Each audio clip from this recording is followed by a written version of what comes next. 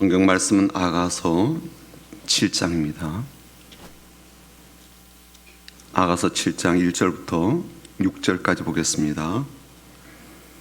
아가서 7장이고요. 1절부터 6절까지 보겠습니다. 구약 성경 965쪽에 있습니다. 아가서 7장 1절부터 6절까지입니다.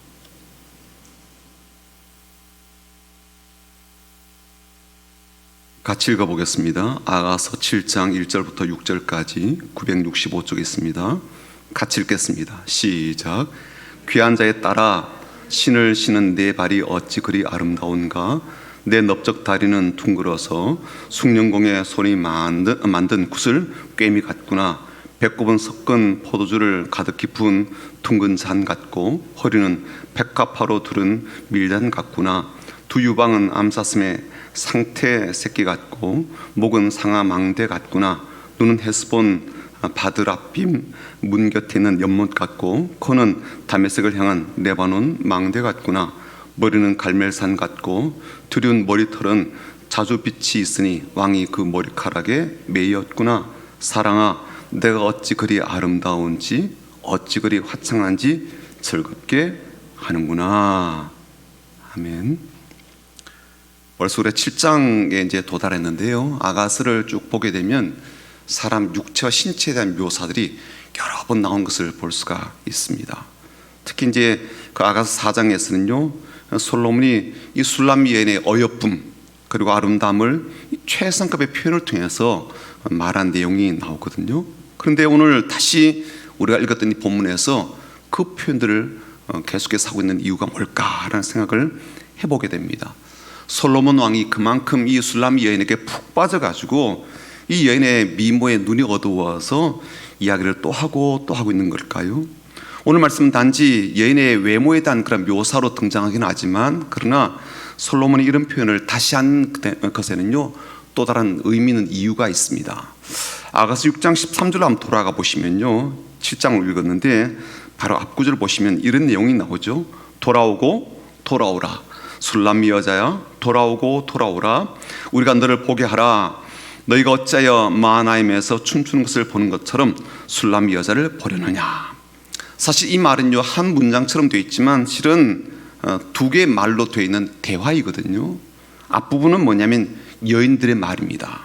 돌아오고 돌아오라. 술람 여자야, 돌아오고 돌아오라. 우리가 너를 보게 하라. 이 말은 이제 술람 여인과 함께 지내던 여인들의 말이에요. 좋은 의미로 보여질 수가 있죠. 쉬운 성경에서는 이렇게 번역되어 있거든요. 술람이 아가씨여, 제발 돌아오세요. 당신이 보고 싶으니 제발 돌아오세요. 그렇게 번역되었어요. 이렇게 번역을 했으니까 좋은 의미로 이 여인들이 술람 여인을 참 보고 싶어 하는구나, 그렇게 이해가 됩니다. 그런데요, 그 의미는 다른 뜻이 담겨 있는 거예요. 그렇게 좋은 의미가 아니라는 것을 알 수가 있는데, 이 여인들을 향해서 한 솔로몬의 말 때문입니다. 그러니까 13절 후반절에 이렇게 돼 있죠. 너희가 어찌하여 마하나임에서 춤추는 것을 보는 것처럼 술람의 여자를 보려느냐. 이건 이제 솔로몬이 그 여인들에게 하는 말이거든요. 그러니까 쉬운 성경 번역본을 보면 이렇게 되어 있어요. 어찌하여 그대들은 두 줄로 늘어선 무희들을 보듯 술람이 아가씨를 바라보고자 하오. 그렇게 묻고 있습니다. 지금 솔로몬이 여인들을 이제 꾸짖고 있는 거거든요. 당신들은 어찌해서 군부대의 댄서처럼 그렇게 술람 여인을 보려고 합니까? 라고 꾸짖고 있는 그런 의미예요. 여인들이 술람 여인에게 돌아오라, 보고 싶다라고 한 것은요, 술람 여인의 춤을 잘 추는 무희로 여기기 때문입니다. 그러니까 몸매도 좋고 춤도 잘 추는 여인으로 여겨졌기 때문에 군부대에서 막 공연을 하듯 우리 앞에서 그렇게 해보라는 거예요. 그런 모습을 보고 싶다는 거예요. 그래서 돌아와라, 돌아와라, 그렇게 이야기를 하고 있는 거예요. 우리 앞에서 그렇게 춤을 한번 춰보시오. 우리는 당신이 추는 그 춤을 보고 싶습니다. 섹시한 그 춤을 보여주세요. 군인들과 남심을 저격하듯 그렇게 우리의 마음도 흥겹게 해주시오라는 그런 이야기예요. 그러니까 여인들의 이 말은요, 순수한 의도가 아닌 거죠. 술람 여인을 대하는 그 마음에 불손함이 좀 담겨 있는 겁니다. 그러므로 그 여인들의 말들을 들은 솔로몬이 오늘 우리가 읽은 이 본문의 내용을 말한 것은요, 다른 의미가 담겨져 있고 또 의도가 담긴 것임을 알 수가 있습니다. 자, 그런데 우리가 본문을 통해서 보게 된 것은 뭐예요? 술람 여인의 외모에 대한 표현이에요. 그렇죠? 술람 여인의 미모에 대한 그런 표현들입니다. 그래서 솔로몬이 하고자 하는 그 의도를 놓칠 수가 있어요. 그 의도를 곡해할 수가 있습니다. 표면적으로 본다면 솔로몬은 지금 술람 여인의 외모, 미모에 대해서 이야기를 하고 있죠. 그 미모가 엄청나다는 이야기예요. 그러나 그렇게 말한 의도는요, 다른 데 있다는 거예요.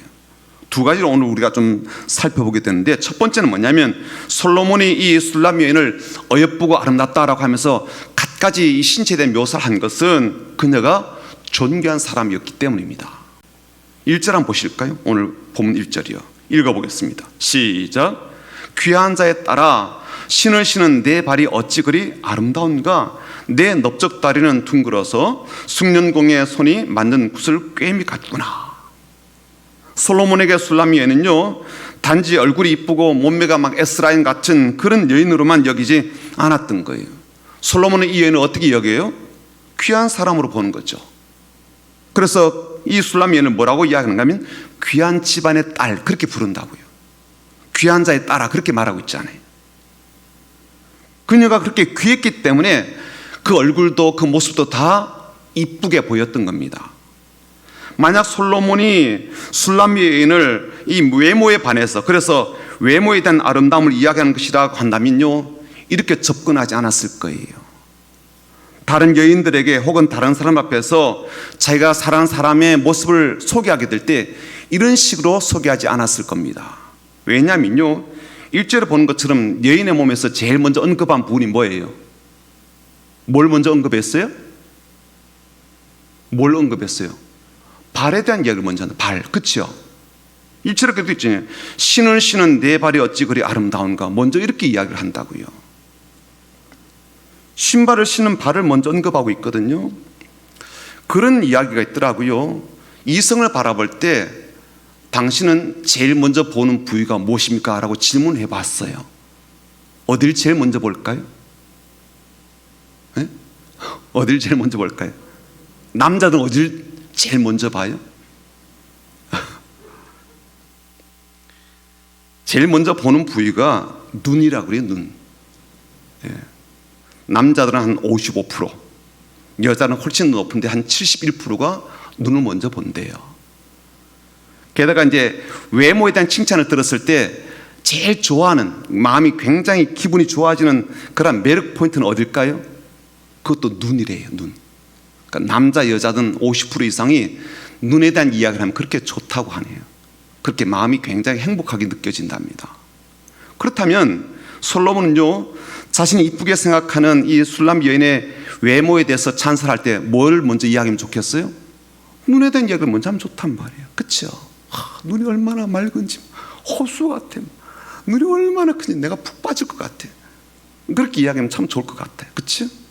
아니면 다른 매력 포인트가 있다면 그것부터 먼저 꺼내면 좋겠죠. 그런데 솔로몬은요, 지금 수많은 여인들을 알아온 사람 아니에요. 그렇죠? 수많은 여인과 같이 살아왔단 말이에요. 그렇죠? 이미. 그러니까 여자를 잘 아는 사람으로서 술람 여인의 이 예쁜 이 매력 포인트가 뭔지를 잘 아는 사람일 텐데, 그런데 이상하게 발을 먼저 이야기하거든요. 이게 반전 매력이어서 그렇게 표현했을까요?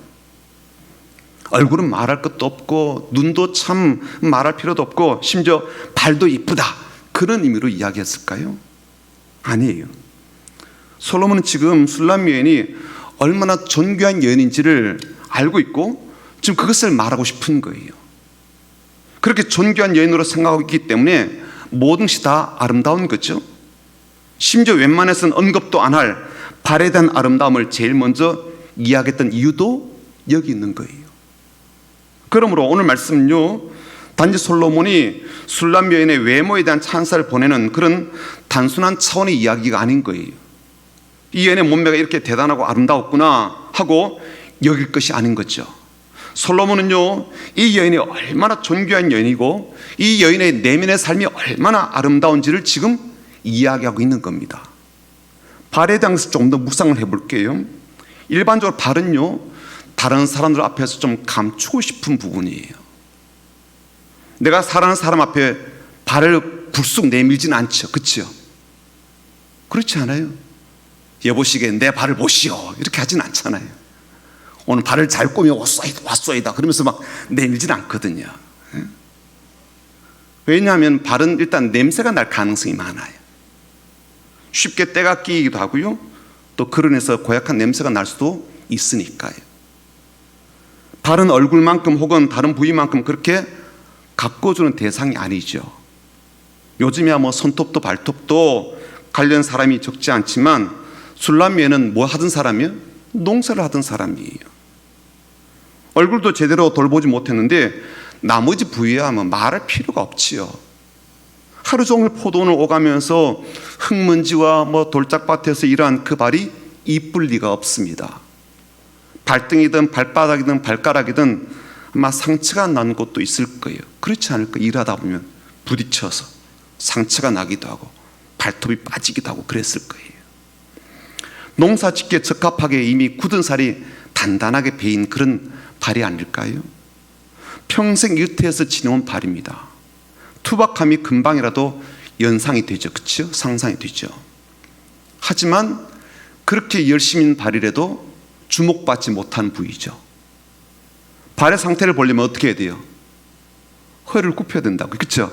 내 발의 상태를 보려면, 혹은 내 발바닥이라도 보려면 더 굽혀야 된다고요.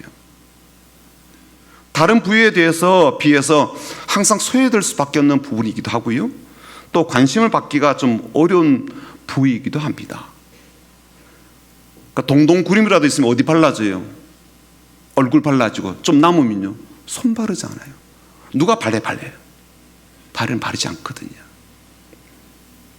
그러니까 발은요 절대로 그런 대접을 받지 못하는 거예요.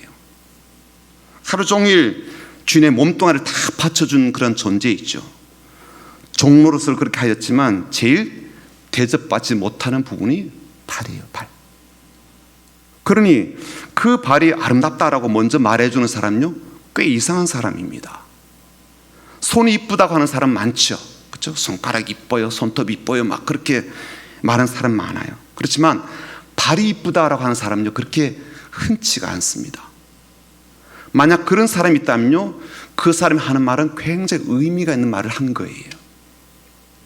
지금 솔로몬은요 바로 그런 의미를 담고서 말을 하고 있는 거죠. 술람 여인의 발이 이토록 아름답다 이쁘다고 한 것에는요 그만큼 그녀가 존귀한 사람이었기 때문에 그렇습니다. 그래서 발부터 먼저 말하고 발조차도 아름답다라고 이야기를 하고 있는 것이죠. 두 번째 또 한 가지, 솔로몬이 술람 여인의 몸에 대한 이런 묘사를 한 것은요 그녀를 전부 다 안다라는 전제가 있었기 때문에 그래요. 그래서 본문에 보면요 발에서부터 시작해서 머리털까지 쭉 밑에서 위로 올라가는 그런 표현들이 이어지게 되거든요. 그래서 먼저 발을 시작하고요, 그 다음에 다리를, 넓적 다리를 이야기하고 배꼽을 이야기하고 허리를 이야기하고 이 가슴을 이야기하고 목을 이야기하고요, 눈, 코, 얼굴, 머리털 이렇게 쭉 올라간다고요. 그 하나하나에 대한 이제 표현들을 하고 있습니다. 모두 다 아름답다라는 그런 의미를 담고서 묘사하고 있거든요. 그러니까 솔로몬은 지금 술람 여인을 다 알고 있는 거예요. 술람 여인과 함께 친구로 지내왔던 다른 이들보다도 훨씬 더 잘 알아요. 훨씬 더 깊이 알고 있습니다. 그 삶이 담고 있는 존귀함을 다 알고 있는 거예요. 그래서 술람 여인의 친구들이 다 알지 못하고 다 보지 못하고 다 깨닫지 못한 술람 여인의 존귀함을 솔로몬이 대신 다 이야기해 주는 거예요. 알고 있었어. 술람 여인을 모르면서 이렇게 말할 수는 없거든요. 단지 외모가 이쁘다고만 해서 이렇게 말할 수는 없거든요. 그녀의 내면을 아는 거죠. 그래서 눈이 이렇게 이쁘고 목이 이렇게 아름답고 그녀의 코가 이렇게 참 매력적이다라는 것을 이야기해 주는 거죠. 그녀의 삶이 그만큼 의미가 있고 가치가 있고 귀한 것이었기 때문에 그렇습니다. 그래서 그녀의 모습이 이토록 아름답다고 이야기를 하는 거죠. 그녀를 알고 있기 때문에, 속속들이 알고 있기 때문이죠. 어제 화요일에 그 주일에 이제 등록했던 새가족 신방을 갔었는데요. 그분들의 이제 삶의 이야기를 쭉 들어보니까 또 교회에 나오시게 된 사연을 이렇게 쭉 들어보니까 하나님의 개입하심과 간섭하심, 이 구원하심, 부르심이 참 놀랍다라는 생각을 하게 되었어요. 뭐 자세한 내용은 너무 이야기 길어서 다 할 수는 없습니다만 어쨌든 그런 이제 내용 이야기를 듣게 되었어요. 그래서 제가 그분들에게 전해드린 말씀이 이사야 41장 8절 말씀인데 이 말씀을 그분들에게 풀어드렸어요. 그러나 나의 종 너 이스라엘아, 내가 택한 야곱아, 나의 벗 아브라함의 자손아. 그러나 나의 종 너 이스라엘아, 내가 택한 야곱아, 나의 벗 아브라함의 자손아. 이 말씀을 읽어드린 이유는 뭐냐면 이 짧은 한 구절 속에 이름이 여러 가지로 지금 등장하고 있기 때문에 그래요. 이스라엘도 나오고요, 야곱도 나오고 아브라함도 나오거든요. 의미상으로 보거나 이 지칭하는 대상을 본다면 다 이스라엘 백성들, 자손들을 가리키는 말이거든요.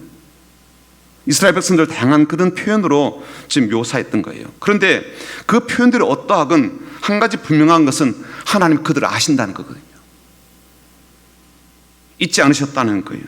그래서 그들을 부르시고 또 부르신다는 거예요. 이 짧은 말씀 안에 하나님은 그들을 가리켜서 내 종이라, 내가 택한 사람이라, 그리고 나의 벗이라 그렇게 말씀하십니다. 이게 어떤 의미예요? 내가 다 안다는 거죠. 내가 그들을 다 알지, 내가 너희들 다 알지, 그런 뜻이죠.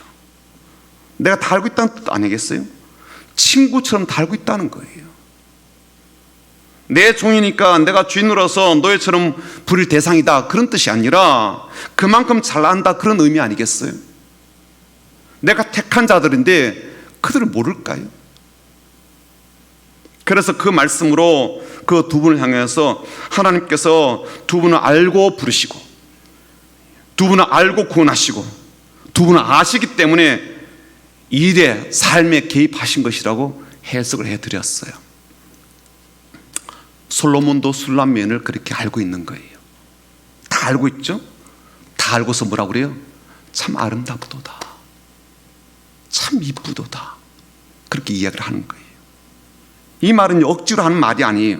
실제로 그런 마음이었어요. 그래서 오늘 읽었던 본문 6절 한번 보십시오. 이렇게 한 번 더 이야기하거든요. 6절 한번 보시죠. 읽어보겠습니다. 시작. 사랑아, 내가 어찌 그리 아름다운지, 어찌 그리 화창한지 즐겁게 하는구나. 세번역 성경은 이렇게 돼 있거든요. 오 나의 사랑, 나를 기쁘게 하는 여인아, 그들은 어찌 그리도 아리답고 고운가. 그녀가 참으로 존귀하기 때문에 이 모든 모습과 삶이 아름다워서 너무나도 기쁘다라고 그렇게 표현을 합니다. 그렇다면 오늘 우리가 이 말씀을 읽고 또 들은 우리들이 받고 적용해야 될 교훈은 뭘까요? 이미 우리는요, 술람 여인이 역사 속에서 솔로몬 왕과 사랑을 나눈 그러한 사람임을 알고 있습니다. 또 솔로몬은 우리 주님을 의미하고, 그렇죠? 그리고 술람 여인은 오늘의 주의 백성과 주의 자녀를 상징한다라고 이해를 하고 있어요. 그러나 더불어서 술람 여인은 이 주의 백성 개개인 한 사람 한 사람 넘어서서 주의 백성의 공동체를 의미하기도 해요. 말하자면 교회를 의미한다는 거죠. 그래서 아가서는요, 하나님과 교회의 관계에 대한 이야기이기도 하고 하나님의 교회를 향한 사랑의 노래임을 우리가 다시 깨닫게 되기도 합니다. 자, 그렇다면 그런 관점에서 우리가 받고 적용해야 될 교훈은 뭔가? 그건 뭐냐면 교회를 이루고 있는 지체들의 아름다움과 존귀함을 보라는 거예요. 술람 여인의 육체의 모든 부분을 솔로몬이 이토록 아름답다라고 하고 귀하게 여긴 것처럼 우리도 교회를, 또 교회를 이루고 있는 우리 지체 한 사람 한 사람을 그렇게 여기고 보아야 한다라고 적용해야 된다는 거예요. 주님의 눈이 그렇게 한 사람 한 사람에게 머물러 있습니다.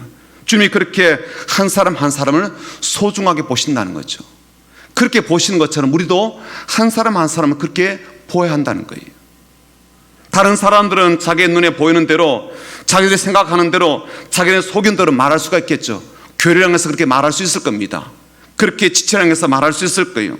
그리고 자기들이 원하는 대로 그렇게 해보라라고 그렇게 요청하고 놀릴 수도 있을 거예요.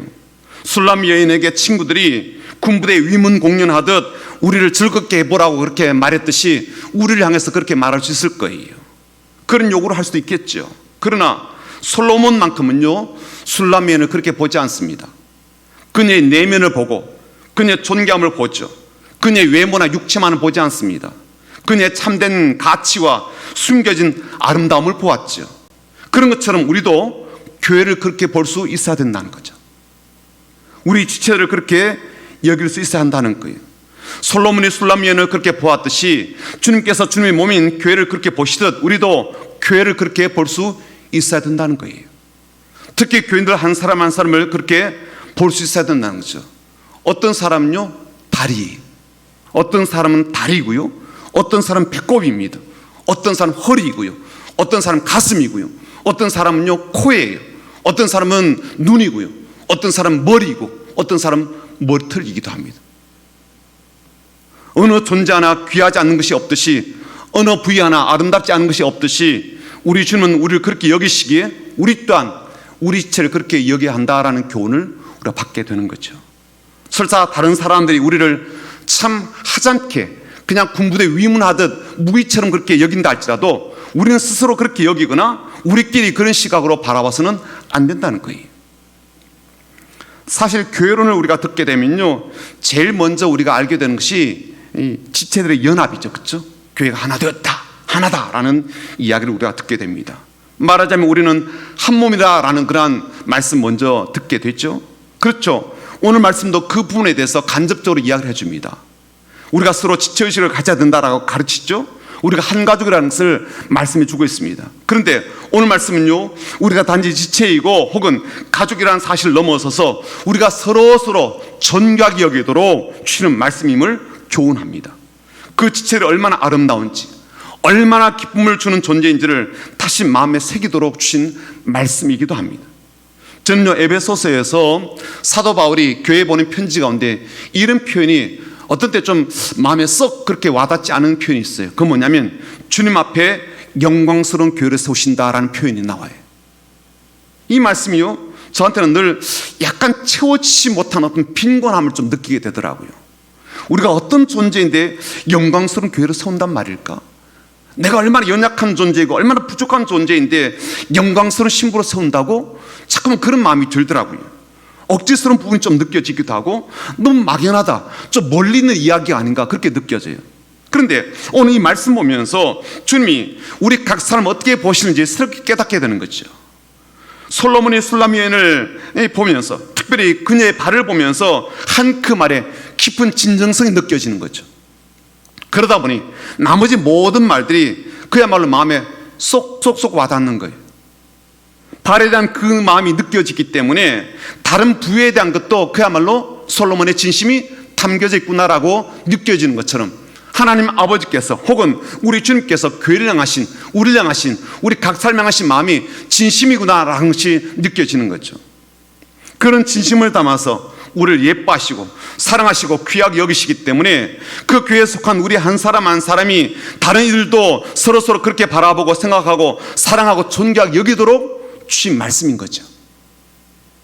하자는 여인으로 여기지 않도록, 다른 사람이 보는 대로 그렇게 쉽게 여기는 대상으로 바라보지 않도록, 그렇게 받아들이지 않도록, 오히려 솔로몬이 말한 그 표현들이 술람미언을 온전히 전부 제대로 알아서 한 말인 것처럼 주님께서 우리를 다 아시고서 하신 그 말씀을 그대로 받아들이고 그렇게 우리도 서로 사랑하고 또 교회를 이루며 나가는 성도로 여기도록 주신 그런 교훈이죠. 그래서 주님은요 나에게 좋은 발과 같은 사람을 붙여주셨어요. 주님은요 귀한 다리와 같은 그러한 사람을 내 곁에 두셨습니다. 주님은요 아름다운 향기와 배부름을 주는 배와 같은 사람을 내 동력자로 곁에 두셨어요. 망대처럼 견고하고 안전하고 위험 있는 목과 같은 그러한 사람을 나의 믿음의 벗으로 붙여주셨습니다. 고요한 저수지 같고 맑은 연못과 같은 눈과 같은 사람을 믿음의 동행자로 주셨습니다. 강하고 의롭고 분명한 판단력을 가진 코와 같은 사람을 믿음의 일꾼으로 내 곁에 두셨다고요. 도덕적으로 고상하고 높은 기준을 가진 머리털 같은 사람을 내가 걸어가는 길에 함께 가도록 그렇게 곁에 두셨습니다. 그래서 주의 사랑이 우리 가운데 넘치죠. 우리가 스스로 존경함을 잃어버리지 않도록 가장 아름다운 사람으로서 아름다운 일을 행하는 그러한 이들로 살아가도록 그렇게 사랑과 은혜를 우리에게 부어 주십니다. 우리를 귀하게 여겨주시고 아름답게 하시며 영광스럽게 하는 은총을 오늘도 우리 가운데 베풀어 주시는 거예요.